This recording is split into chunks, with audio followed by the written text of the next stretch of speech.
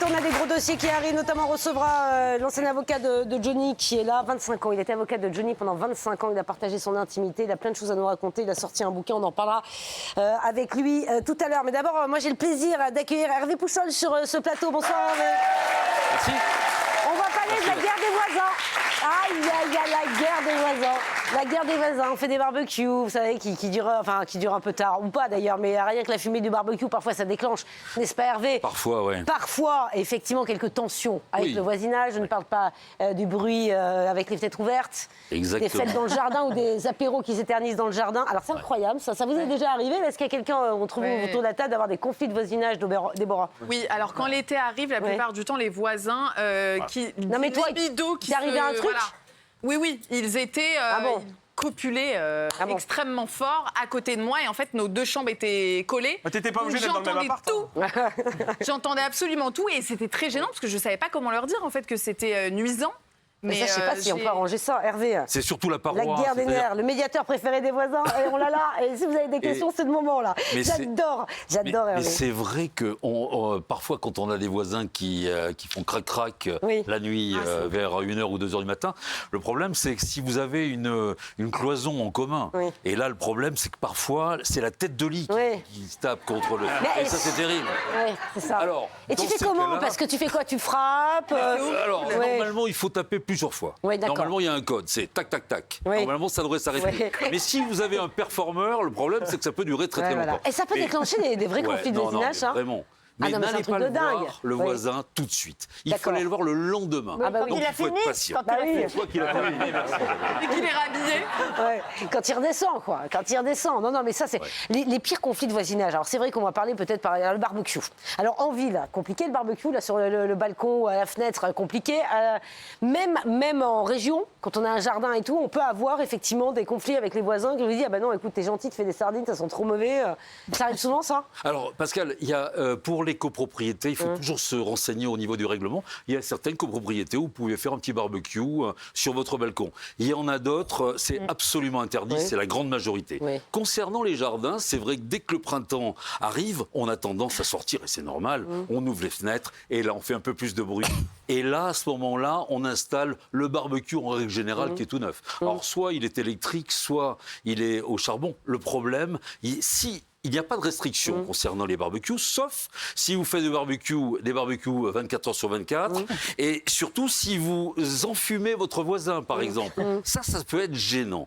Et vous pouvez aussi avoir un voisin qui colle son barbecue contre votre mur, qui est tout neuf. Et forcément, au bout d'une saison, il est tout noir. Et donc, il faut faire attention et surtout discuter avec votre voisin si vous êtes gêné par son barbecue. Et si vraiment il insiste, vous invitez à son barbecue et vous verrez... Non, mais c'est ça, en fait. Est-ce que c'est la période des altercations avec les voisins, un peu plus qu'en hiver? Non. Alors, en fait, les conflits de voisinage, la ville, c'est le bruit. On ne se rend pas compte du bruit qu'on fait chez soi. Moi, par exemple, j'avais une voisine qui était juste en dessous de chez moi et j'avais un sol en carrelage, c'était à Toulouse, et elle me faisait la gueule depuis un petit moment, elle me disait plus bonjour et je comprenais pas pourquoi. Et elle me dit: mais attendez, vous arrêtez de marcher avec vos talons aiguilles toutes les nuits. Moi, j'ai jamais marché avec mes talons aiguilles, pas du tout. Et je faisais très attention quand je recevais du monde, mais surtout, je marchais avec des claquettes. Vous savez, des claquettes pour le carrelage, et ben ça donne l'effet d'un talon aiguille et surtout ça donne l'effet d'un tremblement de terre pour le voisin qui est en dessous. Faites attention pour la télé, pour ce genre de choses. Le bruit, ça, en ville. Bon, à la campagne, ça va être des troubles de voisinage comme... Le coq le matin, à 5h à la c'est un grand classique. C'est la tondeuse. On peut rien faire. Et la tondeuse. Oui, bien sûr. Alors, la tondeuse, je crois qu'il y a des règles, on peut pas... Et, franchement, sachez-le, je sais pas si vous êtes au courant. On peut pas passer la tondeuse n'importe quand, n'importe comment. C'est quoi? Je sais, j'avais regardé parce que justement, il y avait un voisin qui passait la tondeuse la dernière fois un dimanche, donc il y a des horaires. Je crois que je crois même que le dimanche c'est interdit. Sinon l'après-midi.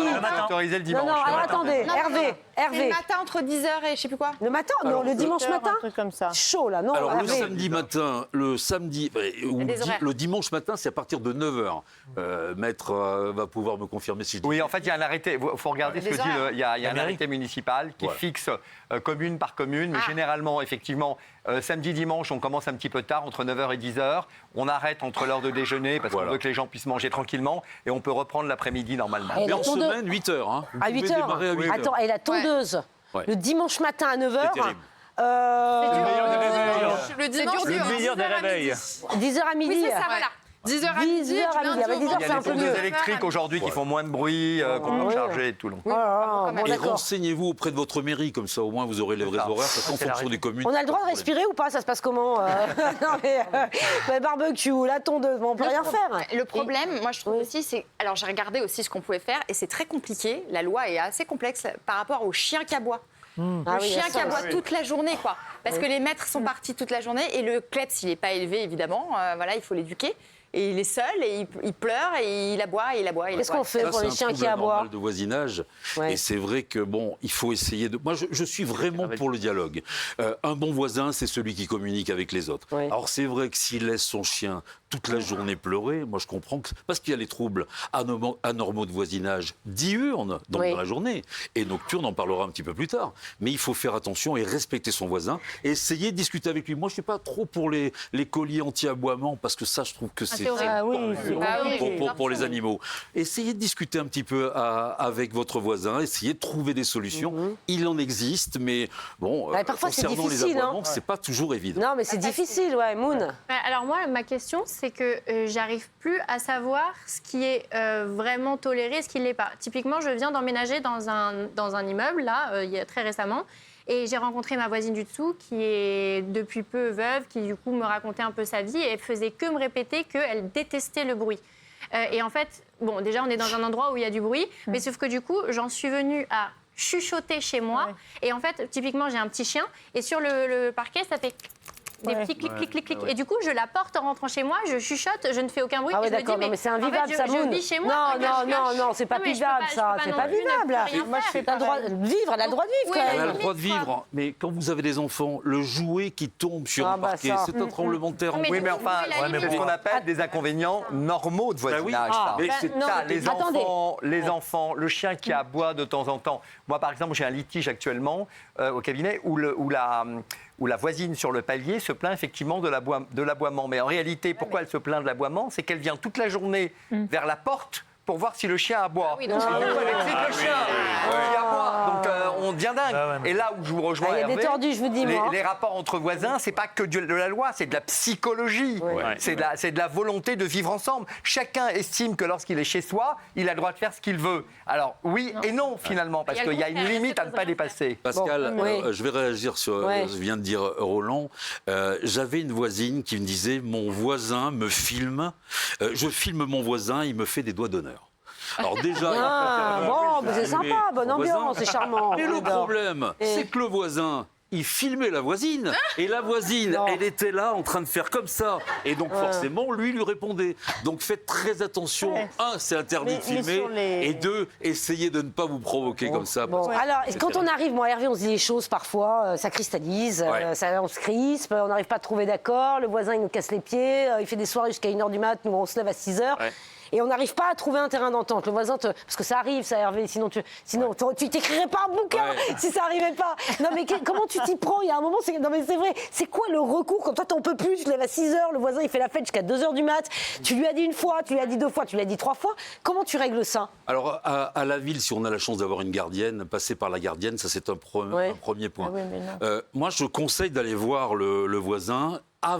Dès qu'il y a un souci, allez le voir le lendemain et vous lui expliquez gentiment et calmement. Mais quand ça fait 10 fois. Alors, quand ça fait 10 fois, le problème, c'est qu'ensuite, On appelle là, Roland. vous pouvez envoyer un Ou courrier. Hervé, c'est un Oui, très bon Hervé. médiateur. Mais il oui, faut bien essayer. sûr.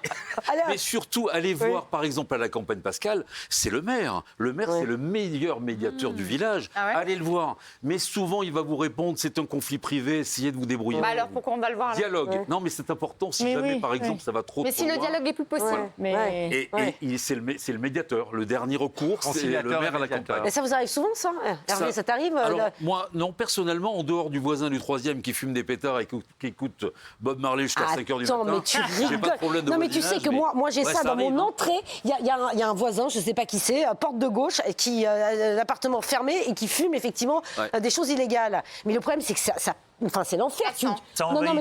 Non, mais attends, tu rentres dans un truc et puis ça sent jusqu'à l'étage. Enfin, comment on fait là-dessus? Ils vous invitent jamais en plus de ça. Hein. Ah ouais, c'est strictement interdit, je le rappelle par la loi. Je vous dis tout de suite, non mais attends, c'est très... Non. Là, dans ces faire. cas-là, encore une fois, moi, le garçon en question, qui est un garçon absolument très sympathique, je suis allé le voir.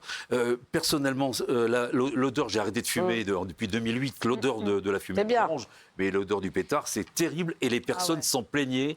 Et donc, je suis allé le voir et du coup, il fume sur son balcon. Non mais voilà. Il y a 9 Français sur 10 qui reconnaissent avoir déjà été victimes d'un trouble du voisinage et 55% des Français qui ont des problèmes avec leurs voisins, voilà, qui sont des problèmes récurrents.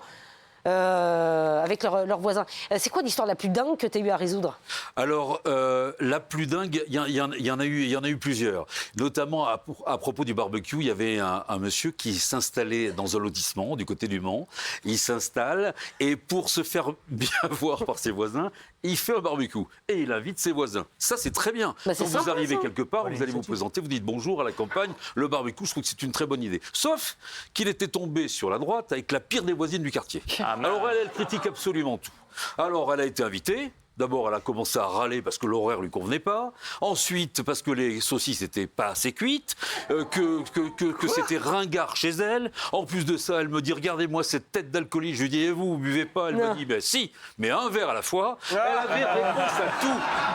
Et là, c'était le pire et le plus drôle, parce qu'en règle générale, les voisins, ça tient. Il m'a tiré la langue. Quand on leur demande il m'a pas dit bonjour. Il m'a tiré la langue, je crois que c'était... Sincèrement, ça part de rien. Non, mais c'est vrai, t'as réussi à résoudre le problème, ça allait. Alors, au bout d'un moment, ils se sont assis autour d'une table, c'était il y a une quinzaine d'années. La négociation a été difficile. Ah bon? À ce moment-là? Parce que, oui, vous comprenez, c'est un menteur. Pourquoi? Parce qu'il ment. Il dit qu'il nous a battus à la pétanque au niveau du score. C'était 13-8 et en fait, c'était 13-2. Enfin bon, elle discutait tout et c'était compliqué. En fait, cette dame, elle s'ennuyait. Ouais, t'es seule. Elle s'ennuyait.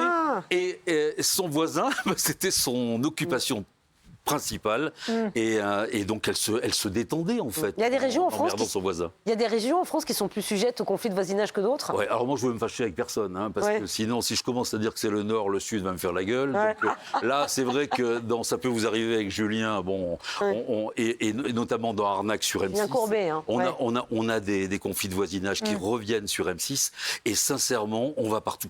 On va absolument partout, que ce soit en Bretagne, dans les pays de la Loire, partout. Non. Voilà. Hervé, est-ce que vous connaissez l'affaire de ces nains de jardin qui étaient, alors c'est incroyable, des nains de jardin qui étaient donc exposés dans une propriété voisine et qui en réalité avaient le slip baissé, donc on voyait que des fesses.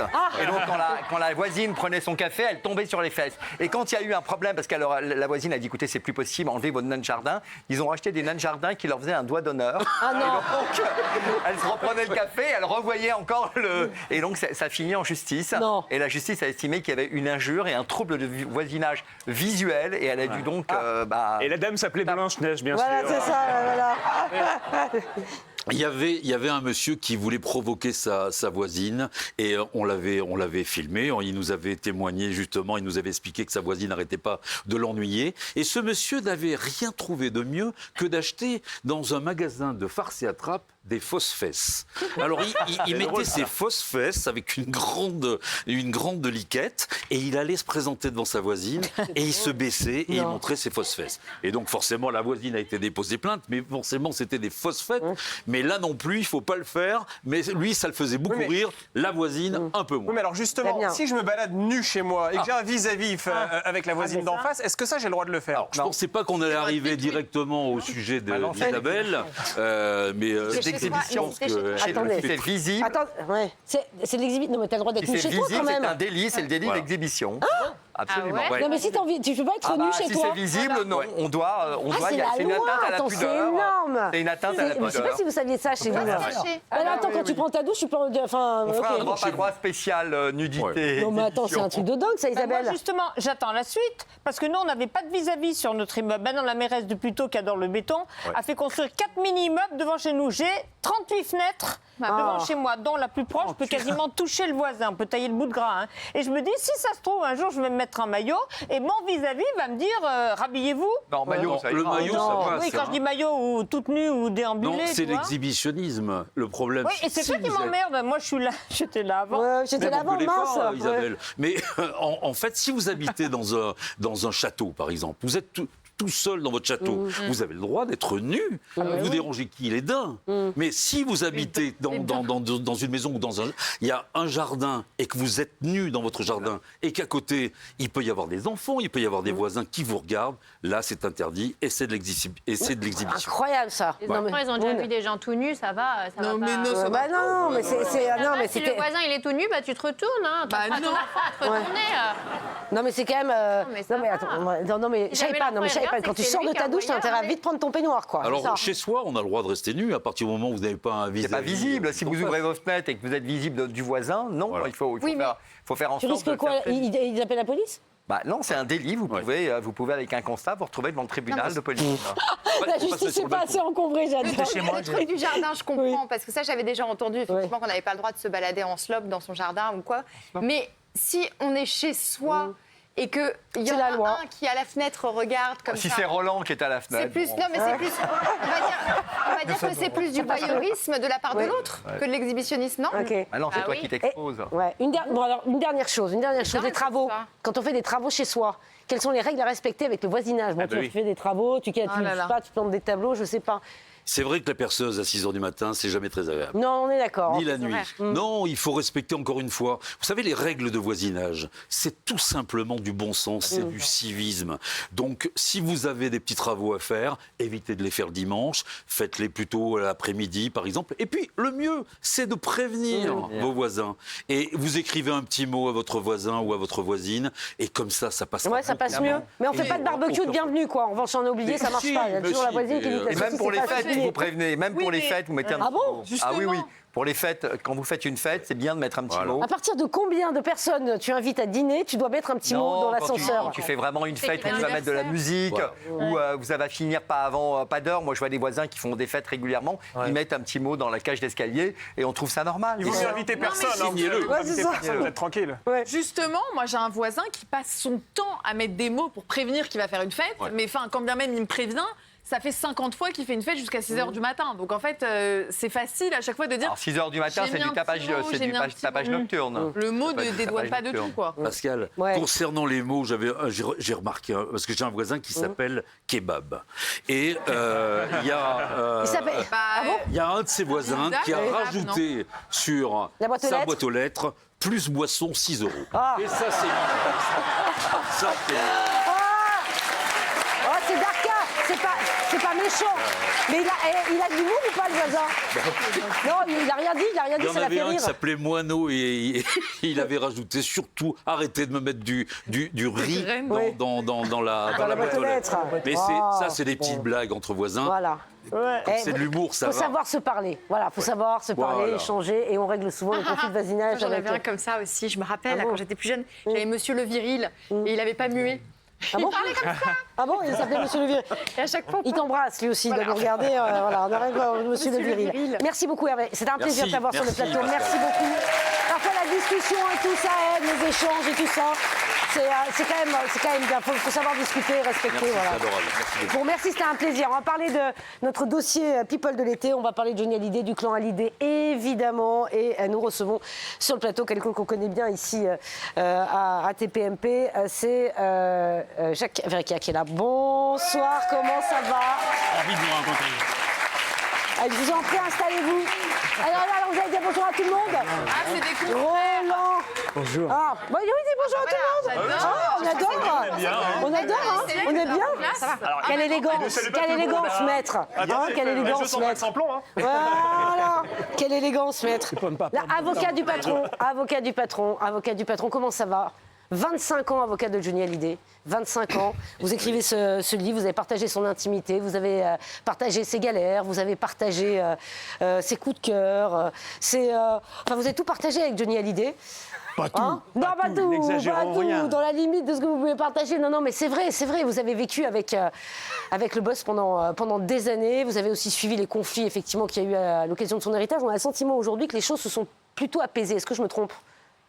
Ah, mais elles ne se sont pas plutôt apaisées, elles sont totalement apaisées. Vraiment ? Pour de vrai ? Totalement. Donc, sur le plan judiciaire, en tout cas. Oui, bien sûr. Donc, ça fait 4 ans maintenant que nous avons réussi à clore le dossier. Il n'est pas question de revenir dessus d'une manière ou d'une autre. Mais ils se parlent un peu entre eux ? Est-ce que Laetitia parle à David ? Je ne sais pas. Parle à trop. Laura ? Parce que c'était un peu tendu quand même. Je ne sais pas. Alors, peut-être que la justice. Non, toi tu dis non, Roland. Mais peut-être que la justice a réglé le problème. Ouais. Mais Non, ce n'est la même pas la relation- justice, parce que si vous voulez, il y avait un tel conflit judiciaire pendant 2 années de procédures qui partaient dans tous les sens que nous sommes arrivés avec une nouvelle équipe à l'époque essayant en tout cas de permettre de trouver un accord qui soit dans l'intérêt de chacun et dans l'intérêt des 4 enfants. Et j'ai toujours essayé d'être fédérateur. Mon rôle était précisément d'essayer de ramener un peu de raison, en raison de mon grand âge précisément, puisque je pouvais me permettre, en tant que plus ancien des avocats présents, de peser un peu.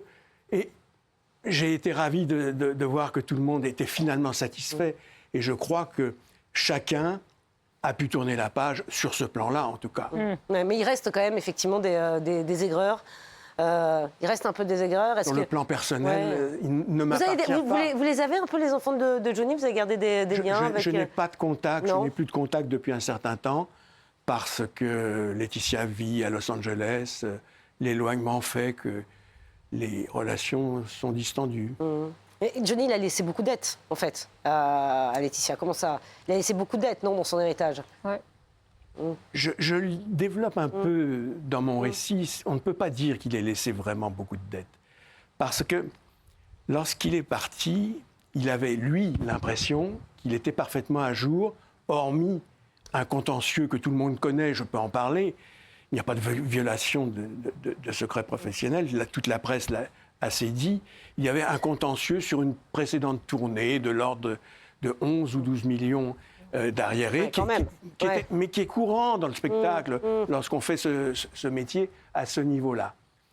Et c'est tout ce dont il était informé.